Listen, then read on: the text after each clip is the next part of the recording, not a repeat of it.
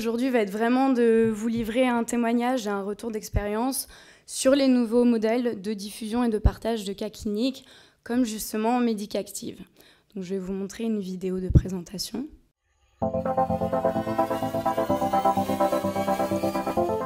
Donc Medicactive, c'est une plateforme de création, diffusion et partage de cas cliniques virtuels 3D.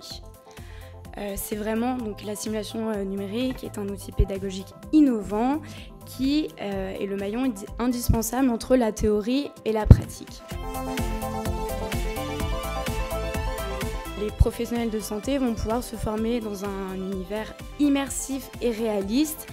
Et ces formations sont disponibles pour tous les professionnels de santé. Et cette plateforme propose donc 2 solutions pour créer des cas cliniques. Donc sur mesure, avec nos experts donc, du département Sim4Health, ou avec l'outil d'éditeur de cas cliniques en ligne Patient Genesis. Vous pouvez vous former n'importe où, que ce soit à domicile, dans les centres de formation, dans les universités ou même lors de congrès. Et donc le but pour la formation initiale, ça va être vraiment de permettre aux étudiants d'avoir accès à des cas cliniques dans différentes spécialités pour pouvoir aborder les différents aspects de leur futur métier. Donc le raisonnement clinique, mais aussi les procédures et aussi la mise en pratique des guidelines. Et ensuite, on va bien sûr avoir donc, la synthèse et le débriefing pour pouvoir suivre les connaissances et pour pouvoir améliorer leur pratique ensuite. Pour la formation continue, la répétition des gestes et l'évolution, donc le suivi de l'évolution des scores va pouvoir permettre aux professionnels de santé de maintenir un niveau de connaissances, mais aussi pouvoir les mettre à jour.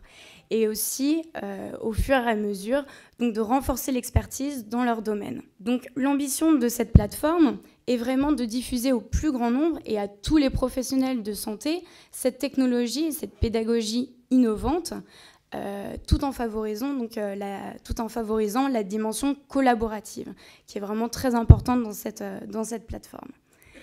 Et donc pour vous donner un exemple, on va vous montrer une vidéo d'un projet de simulation qui est axé soins infirmiers donc pour des IFSI, donc des institutions de formation en soins infirmiers.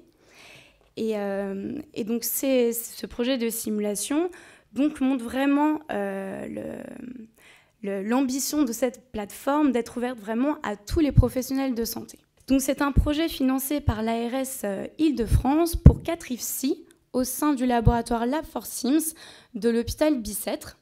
C'est un projet qui contient donc 4 cas cliniques pour les étudiants infirmiers et on va vous montrer aujourd'hui une démonstration d'un cas clinique de suivi post-opératoire sur la chirurgie de la hanche. Donc on a 2 types d'interactions dans ces cas cliniques, à la fois les déplacements, donc avec l'icône de pas, et aussi les actions, à la fois sur le patient et sur les éléments du décor, qu'on voit avec l'icône de la main. Et on va pouvoir suivre donc, les constantes vitales du patient, mais aussi vérifier l'état de sa perfusion. Et on a aussi donc, toute une batterie de tests qui va pouvoir permettre de vérifier l'état général du patient. Donc on va pouvoir vérifier l'état de la conscience, mais aussi on va vérifier donc, l'état des redons, pour pouvoir vérifier la cicatrisation de la plaie et la survenue éventuelle d'une infection. Donc l'utilisateur va pouvoir mettre quel volume il voit dans les redons, vérifier aussi l'état de cicatrisation et de saignement via l'état du pansement.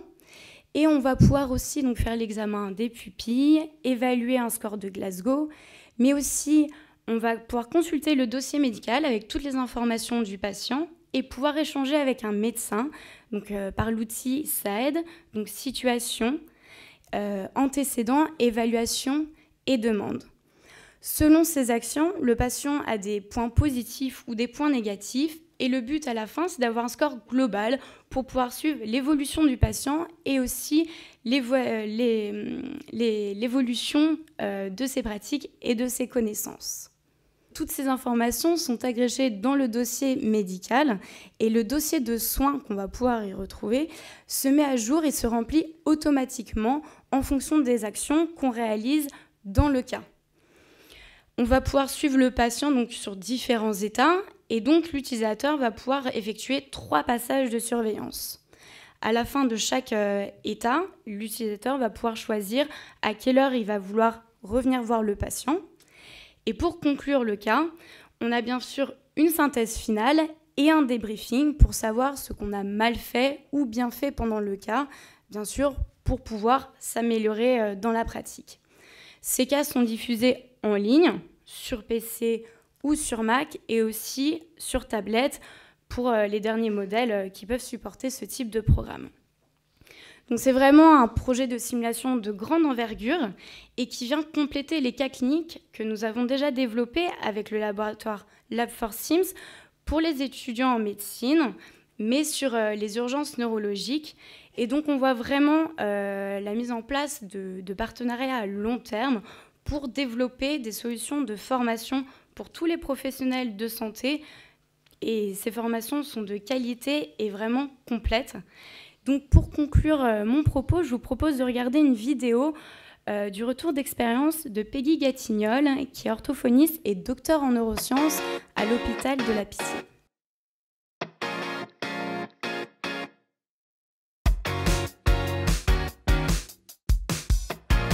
Quelle est votre vision de la simulation numérique en santé en général? Alors, en général, je pense que c'est un atout considérable. Je pense qu'il faut vivre avec son temps et que proposer quelque chose à la fois de novateur, mais à la fois extrêmement pertinent sur quelque chose de concret, sur une mise en situation pratique par rapport à une étude de cas, est quelque chose de fondamental pour la formation de nos étudiants futurs professionnels, mais aussi de nos titulaires, en vue d'une remise à niveau ou au moins une mise à niveau, oui, mais surtout une évaluation des pratiques professionnelles. Je pense que ça, c'est considérable, avec une étude de cas en temps réel, à gérer à son domicile, à son cabinet. Ça, c'est quelque chose de primordial.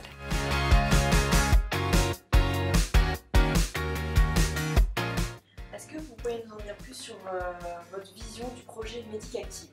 Alors, je vois quelque chose d'extrêmement exponentiel, Médicactive, avec l'apport d'une part du numérique, d'une part de tout ce qui est son et modélisation.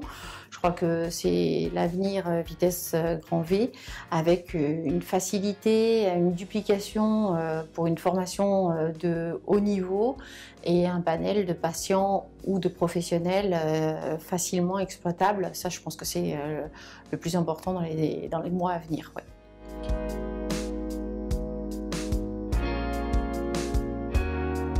Et Peggy, quelles seraient pour vous les perspectives d'évolution de ce type de projet? Alors c'est pour l'instant extrêmement novateur dans le cursus du master en orthophonie, puisqu'on est passé en 2013 en réingénierie et en master 2, mais je compte bien le prononcer et le proposer à mes collègues tant au niveau de l'orthopsie qu'au niveau de la psychomotricité dans le cursus Jussieu.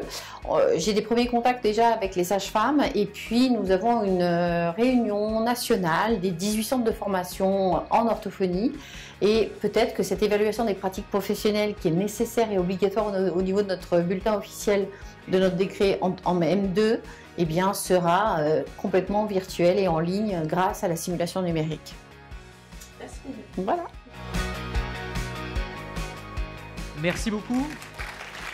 Merci Sophie Campion.